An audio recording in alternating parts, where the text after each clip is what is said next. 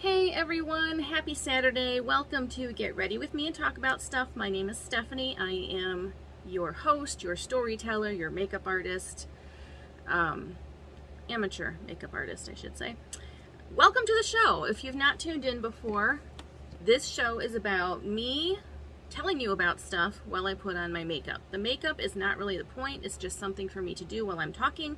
Otherwise, I do a lot of this through the whole thing. And that gets annoying even to me, even though they are my very own hands. So today, and through the month of October, we're going to be talking about cryptids. And the cryptid of choice today is the Jersey Devil. This one was specially requested by my friend Sunny. So Sunny, this is for you. And I have to tell you, when I first started researching this, I really didn't know a lot about the Jersey Devil. I'd heard of him, but that's about as far as my knowledge went. I didn't know much of anything else beyond he's a cryptid that exists. That's all I knew. And boy, was my mind blown when I started diving into this. This is as far as cryptids go, some cryptids don't have a lot of meat to their story. This one does. So this was a lot of fun to research. So without any further ado, let's dive in, shall we? Okay, so the Jersey Devil. This is a unique cryptid in that, as far as I know, he is the only cryptid who is proudly proclaimed by the state it resides in to be their very own demon. For real. The state of New Jersey has declared the Jersey Devil to be their very own resident demon. And that is something, I have to tell you, to be proudly proclaiming that a demon resides in your state. I mean, that is an achievement. So well done, Jersey Devil.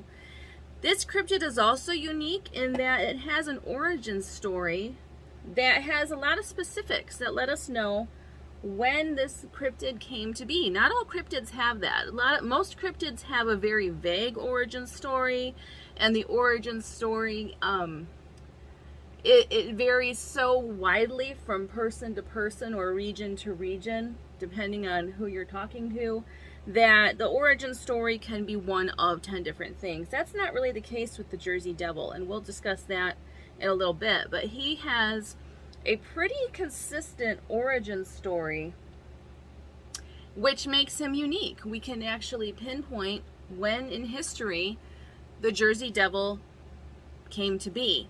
The Jersey Devil has haunted the Pine Barrens in New Jersey for centuries. Now the Pine Barrens, again, something I didn't know a lot about until I started researching this. The Pine Barrens is 1,700 square miles of dense forest in southern New Jersey. Dense forest and swampy areas and just the whole 9 yards as far as if you're looking for a spooky setting for a cryptid, the Pine Barrens is perfect. Now some people give the impression when they're discussing the Pine Barrens that nothing grows there. Well, that's not true. Plenty of things grow there. But the reason it was called the Pine Barrens is because crops couldn't grow there. Not, a lot of other things can grow there, but crops were not going to fare well in this region, thus making the land barren for agriculture. So it earned the title, the Pine Barrens, or also just called the Pines. The Jersey Devil does bear some similarity to other cryptids, and I just learned about this one last night. The Van Meter monster, they are very similar. Different origin stories, but very similar in their conduct. So again, as I mentioned in my last video, this, after reading and watching some documentaries and stuff about the Jersey Devil and the Van Meter monster, I'm left with the conclusion that we just might not know if this thing is real or not. But I digress. I don't want to give away everything right away. Let's dive into the meat of this story. So the Jersey Devil has been described as a literal Rosemary's Baby type situation.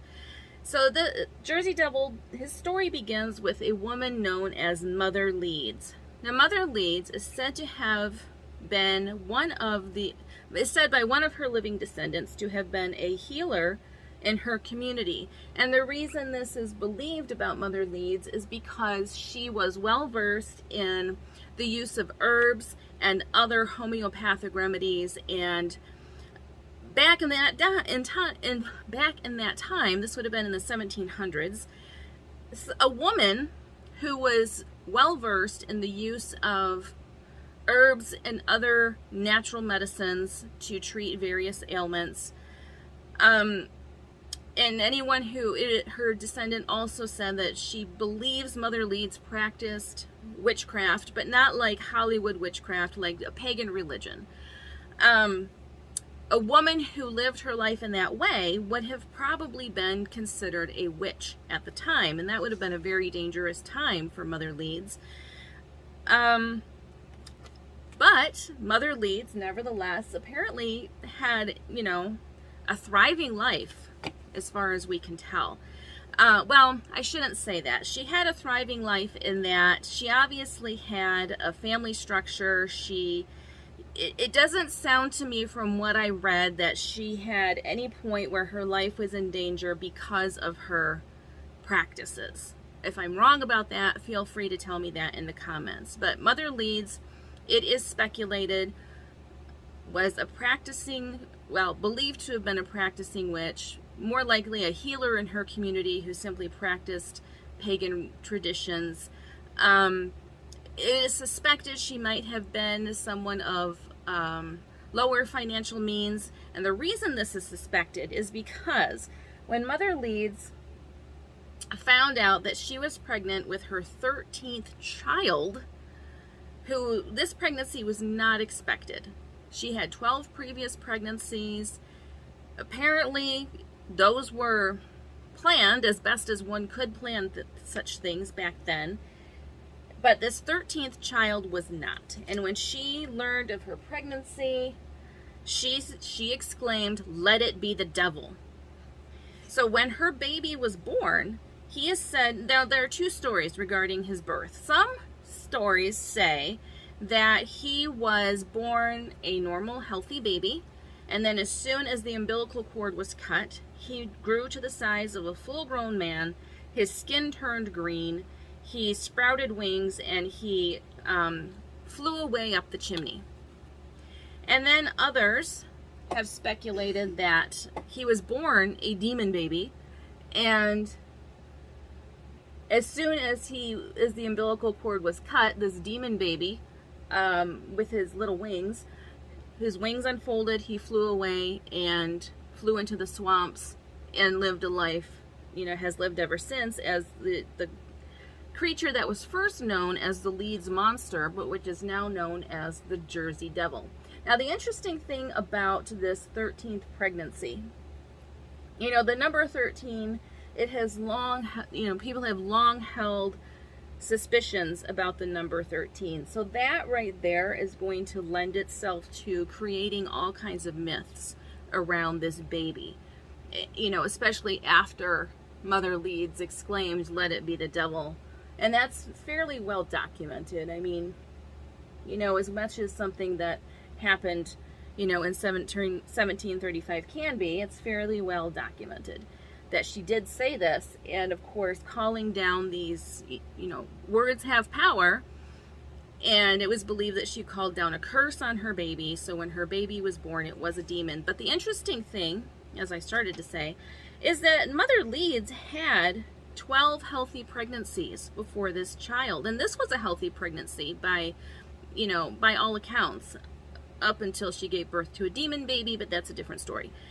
In 1735, as you might imagine, for a woman to have 12 healthy pregnancies, meaning no miscarriages, no stillbirths, just cranking out babies with no problem, that is, in 1735, that's just unheard of. It's still rare even today for a woman to have had that many successive pregnancies and not had any complications with any of them, had no miscarriages, no stillbirths, nothing of that sort.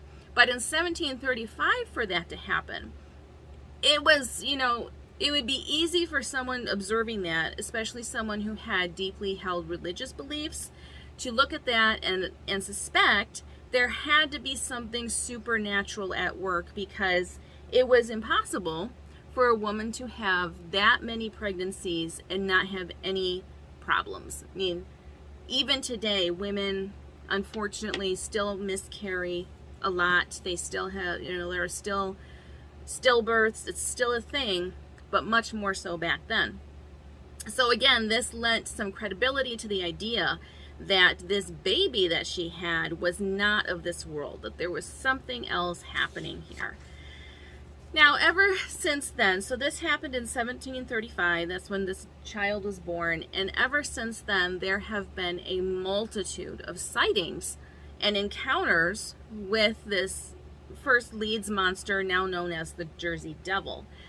So the Jersey Devil is said to be a nocturnal creature, preying on livestock, attacking vehicles, terrorizing communities in South Jersey.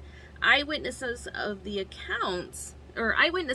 of the Jersey Devil are not necessarily consistent in describing how he appears. And the reason that's important is because now it's generally accepted he is a large bipedal creature with bat-like wings. The details regarding his face, even his facial structure and so forth, those things tend to be different. But why that is significant is because, again, it lends credence to the idea that this is a creature that is not of this world, because everyone who sees him sees something a little bit different. And there have even been accounts in which he is said to have been there and then suddenly he's gone. So the differing eyewitnesses accounts in this case don't invalidate the creature's existence or the idea that it's something demonic or at least otherworldly. Rather, it seems to validate the claim that this is something that doesn't belong to this world. It's more of a shape-shifting type thing. Now, if it were just everyday people saying this, we still shouldn't dismiss what they're saying, but it would be easier to say, oh, well, these are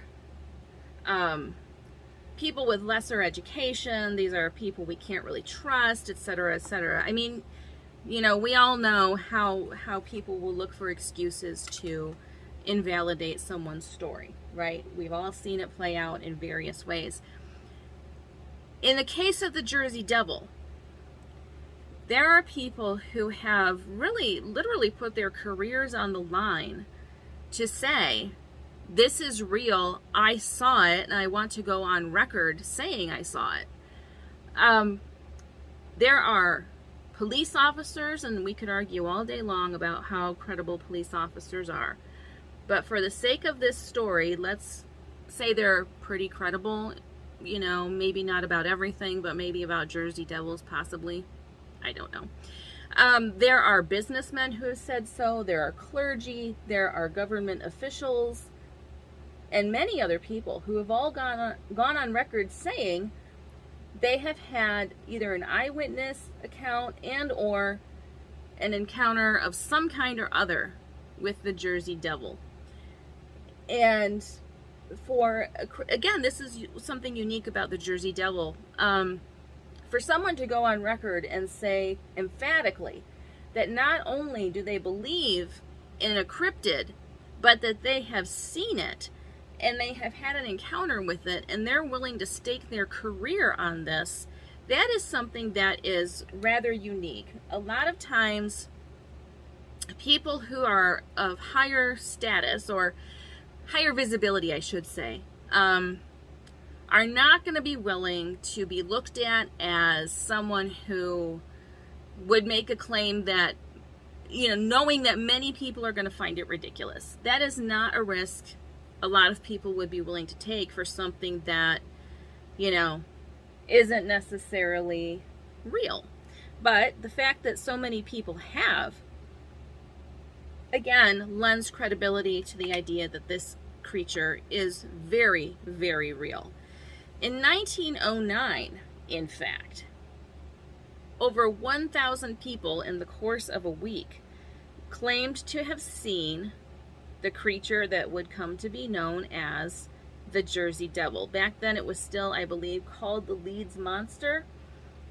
I think, though, this incident helped earn it the nickname or the name Jersey Devil, because up until that point, the monster was very much a regional thing. It was known as the Leeds Monster. It was known by people in the area where Mother Leeds lived. It was very much a South Jersey thing, and that was a legend contained within that small area. But when this incident occurred, and you had more than 1,000 people see it, it changed everything. So in 1909, the Jersey Devil, flying through the air, covered ground in Maryland, Delaware, Pennsylvania, and South Jersey. It is said that the Jersey Devil mutilated cattle. He didn't just kill them and eat them. He mutilated these cattle. It is said that the Jersey Devil was witnessed to actually melt a segment of railroad. The newspapers picked up on this story, and as the media loves to do, they created a panic, and schools were closed, workplaces were closed, people were hiding in their homes, just trying to stay out of sight of this terrible creature they saw flying in the air, because they were convinced that if they didn't, they could be next on the menu. And by the way, as I was researching this is one, like, sometimes when you read about cryptids and they kill, sometimes it's, what they had to do to survive. They were just, it was predation with a purpose. In the case of the Jersey Devil, it sounds like the Jersey Devil is said to kill just to kill, which of course lends to the idea that it's something demonic, it's something evil, it's something that you should fear. So after this incident in 1909, all bets were off as far as the, containing this legend of the Jersey Devil. It was just, the cat was out of the bag, so to say. The horse was out of the barn. There was no putting it back. The toothpaste was out of the tube. It was done. It was over. This thing had just blown up, and it was not going away. Prior to that, though, there had been other significant sightings. Early in the 19th century, the celebrated Commodore Stephen Decatur, I wanted to change the emphasis of my words because it matters.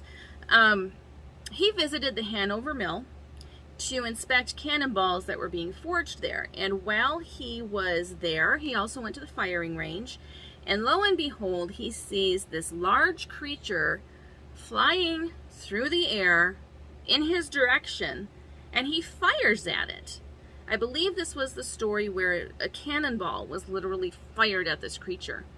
The cannonball is said to have passed right through it and had no effect whatsoever on the creature. It wasn't injured. It didn't even slow down. The cannonball just passed right through, and the creature continued in its course and flew away. So this Jersey Devil has been a problem, is what I'm saying. Another notable sighting was Joseph Bonaparte, yes, the brother of Napoleon, former king of Spain. Now, why he was hunting in South Jersey, I don't know. I did not realize that was like a thing that royalty from Spain did, or former royalty, but here we are. So he was hunting in South Jersey, near Bordentown, New Jersey, and he allegedly saw this creature known as the Leeds Monster at the time while he was out hunting. Weird stuff. So over the course of time, the Jersey Devil has been shot, he's been electrocuted, he's been burned, and I think there's been an attempt to drown him. There have been all kinds of things that have happened over the course of time to try to harm the Jersey Devil, and he's just like, is that the best you got? Because it has no effect on him whatsoever. There is speculation that if the Jersey Devil is real, he must be an immortal creature, because there have never been any discoveries of anything that would lend itself to there being, other creatures like it reproducing. You know, no fossil records of creatures that exactly match the Jersey Devil. Nothing like of that sort has been discovered. Now, after the incident in 1909, there was a call out to the scientific community to just explain what people are seeing. And they really tried. They tried hard to explain this away. And it was, you know, they thought it was perhaps a leftover from the Jurassic period. However, they couldn't find any animal that they were aware of, past or at the time present, that could fully explain the features described in the Jersey Devil. So there was no satisfactory answer given from the scientific community. Now, the superintendent of the Philadelphia Zoo, he offered a $10,000 reward for the Jersey Devil's capture. And again, I just want to say, what is with these rewards? Now, I guess $10,000 in 1909, that was a significant amount of money. Was it enough to risk life and limb to capture the Jersey Devil? I don't know that it was. I don't know that I would do that. But Jersey Devil Mania, or the Leeds Monster Mania, as it was still called that back then for a bit longer. It was at a fever pitch at the time, and people were so intrigued. And remember, this now is happening across multiple states that have seen them, like states in that small cluster. They've, you know, people in all those states have seen this now. So people are wanting explanations. They're fascinated by this creature. In response to that, so there was scientific investigation, there were rewards offered for its capture, and there was one very clever museum that actually created their own Jersey Devil. So there were animal trainers at the Arch Street Museum that took kangaroos, or a kangaroo, and painted it with green stripes and attached artificial wings, and put out an ad saying that they had the Leeds monster and that it could do various tricks. You know, it could perform various, you know, it could jump, it could, you know, leap, all this stuff.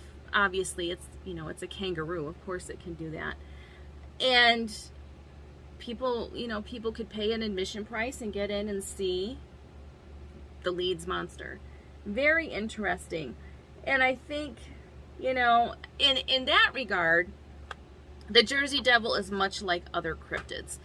There are many cryptids who have had, you know, just once they have the attention of the audience, it's like they have handlers. It's like they have a PR team that goes out there and just makes them all the more amazing, and people will pay good money to go see, even for the hope of a sighting of these cryptids, and, you know, just clamoring to get their hands on anything to do with these. So I am sure that the museum, you know, saw some great revenue from that. I am sure that people were really looking hard to see if they maybe could capture the Jersey Devil in hopes of getting that $10,000 reward offered by the zoo.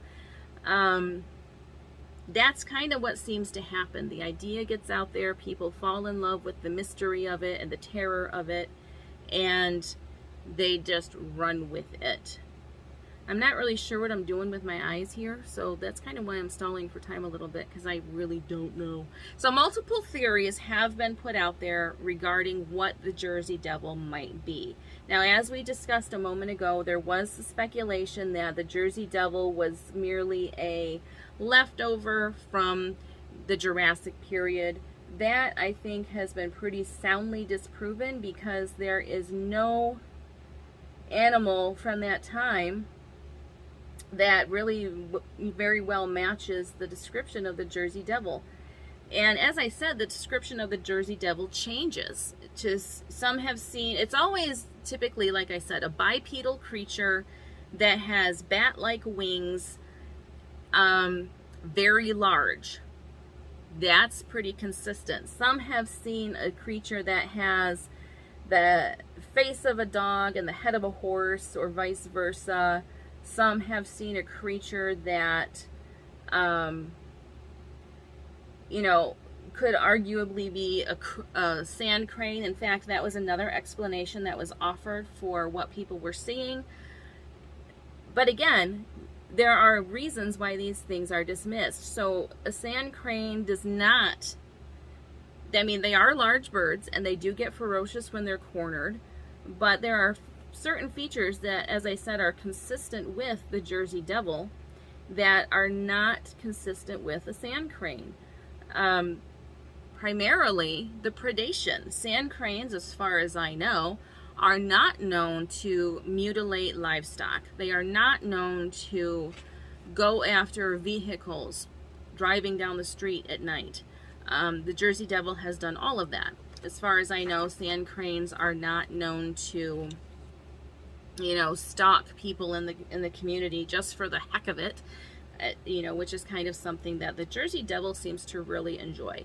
If the Jersey Devil is real, he seems to really have a lot of fun just scaring people when he's not like killing them and stuff.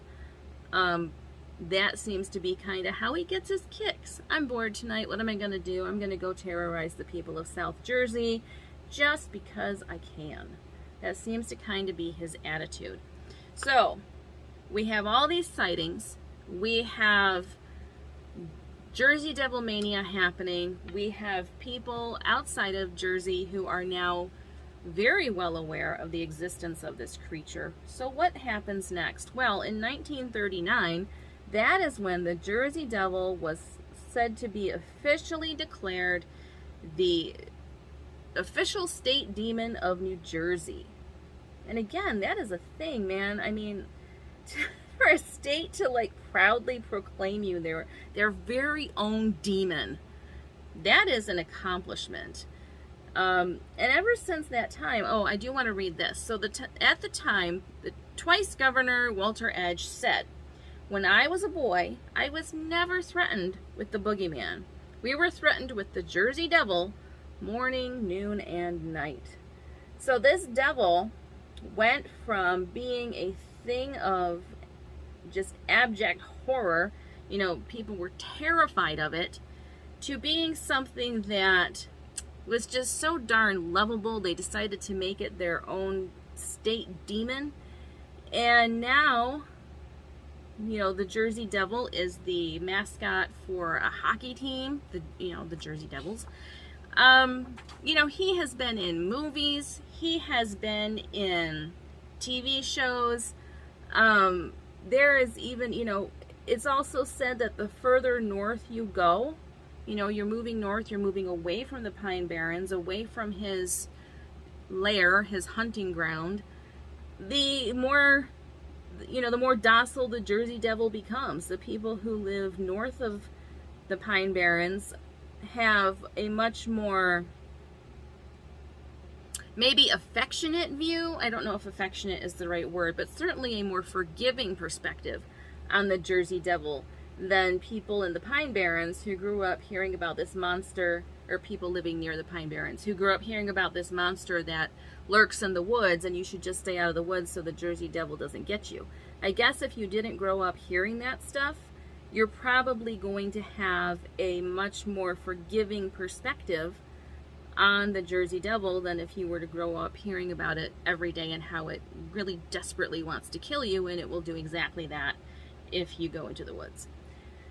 I didn't know, you know, I found that very interesting too. I think when you hear that something has been adopted as an official state whatever, it's kind of assumed that it's perceived the same way all through the state, but that's not true.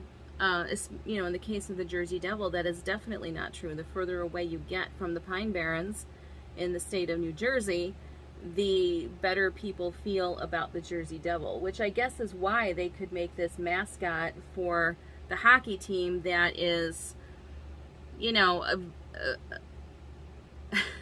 they really softened the way the Jersey Devil is presented. I mean, you know, the Jersey Devil, by the description of eyewitnesses, is something absolutely terrifying.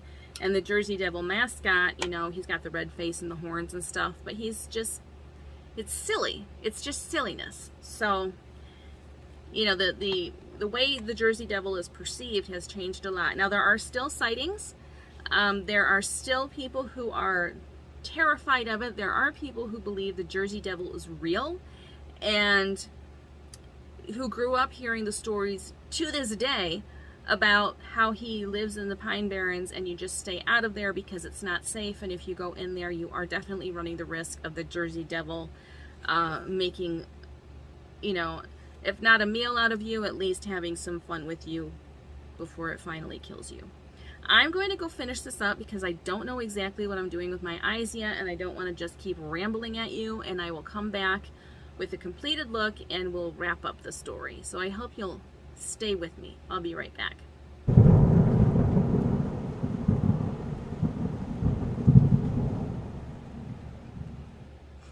So I had the intention to wear these teeth for the rest of the video. I don't think it's gonna work. So anyway, I'm back. That was ridiculous. So what I was going for here, you know, I was thinking Jersey, Bruce Springsteen. Would have been hilarious if it had worked, but it did not. So now I just look like I got bored and wanted to do a little something with my hair and stuff. I darkened it. I used some temporary hair color and darkened my hair, all to create my very own Jersey Devil. On a quiet night, if you listen, off in the distance you'll hear "Born in the USA," and you're like, oh no, it's the Jersey Devil, he's here. And if you listen carefully, you'll hear it's called "Woohoo, woohoo." It's a true story. So anyway, where is the Jersey Devil now? Well, not here, I can tell you that. But the Jersey Devil, he is seen when and where he wants to be. And I think that's probably true with most creatures. They are seen when and where they want to be. And in the case of the Jersey Devil, one theory, well, there are a couple theories. First of all, out in the Pine Barrens, there is a place, it's called the Witch's Well. The legend is that a witch, you know, dug this well, lured the Jersey Devil in there, and that is where she and the Jersey Devil reside to this day. And locals who believed in this legend actually built like a structure around the well so that neither the witch nor the Jersey Devil could ever escape. I can't speak to that. Another theory, this one seems more plausible to me, as far as plausibility and cryptids go. One theory is that the Jersey Devil uses what's known as the blue hole to travel between his world and the pines. Now, what is the blue hole? The blue hole is this mysterious body of water. As I might have mentioned earlier, the Pine Barrens has a lot of swampy areas. The water in the Pine Barrens, it runs brown, it's very muddy. The blue hole is this pond that it's crystal clear. You know, it's clear from a distance. It looks very blue, hence the name, the blue hole. It remains unusually cool even on hot, hot summer days, and it is mysteriously devoid of all life. There are no fish, there is no vegetation, there are no insects, nothing at the blue hole. People are warned not to swim there because there are whirlpools that just mysteriously show up and have been known to pull people into, you know, down into the water. Sometimes people drown because of these whirlpools. So there are warning signs there telling people not to swim there. It wasn't always the case. Back in the 30s and 40s, the blue hole was actually kind of a hot spot. People enjoyed going there. Since then, though, from lack of use, the path there has become overgrown. It's one of those things that you would only find it like if you knew about it, if you knew how to get there. There's not like a visible path anymore. So The speculation is that the whirlpools are caused by the Jersey Devil actually reaching up and pulling people down into the water and drowning them. It's also said that the blue hole is either bottomless or the bottom is quicksand. So there are a lot of legends surrounding the blue hole, and it is speculated that the Jersey Devil himself uses the blue hole to go between worlds. Draw your own conclusions. Now, with the Jersey Devil, like I said, there are a lot of credible eyewitnesses. There are a lot of people who, if they were to tell you something, you know, based on their profession and their standing in the community and so forth, you would be inclined to believe them. And then there is the fact that in 1909, there were over 1,000 people who, in the course of a week, saw there were multiple sightings of this creature. So is the Jersey Devil real? As far as evidence for cryptids go, there's probably more to lend credibility to this particular story than there are for, than there is for other cryptids out there. I mean, there are some cryptids who have a following just because people think they look cool and have a cool name. And the Jersey Devil has people who staunchly believe in his existence, not just because of legends, but because of credible eyewitness stories and maybe even personal experiences. There are, like I said, to this day, people who have encounters with him. So draw your own conclusions there, do your own research. Again, I would say that this is a vast world, and in a place like the Pine Barrens, it would be easy, I would think, to find a place to hide. Even if you're a creature as large and as notorious as the Jersey Devil, I would think that if you were living in that, if you're living in the Pine Barrens, you're going to find a way to survive, and part of your survival is going to be staying hidden until you want to be seen. So, I don't know. I'm not one who wants to rule anything out. I am somebody who's going to say, given the stories, given the testimonials people have shared, until I have good reason not to believe it, until it's been thoroughly debunked, I'm probably going to err on the side of believing the witnesses and at least acknowledging there's a possibility this creature could be out there. So, anyway, I hope you enjoyed today. I hope that my silly Jersey Devil costume thingy, whatever, at least made you laugh a little bit. It didn't go as planned, but that is okay. So much of life does not go as planned, am I right? Take care of yourselves, take care of each other. Please be careful out there. We are still in the middle of a pandemic. You still need to be careful. Wear your mask, stay socially distant, stay home when you can. We're going to get through this. It's going to be a minute, but we're going to get through this. Be kind to yourself. You are worthy of kindness. And if you can't count on it from anybody else, at least be able to count on it from yourself. I will see you again next week when my intention is to talk about, dun-da-da, the Beast of Bray Road. Have you heard of it? We're going to talk about it next week. Take care of yourselves. Bye!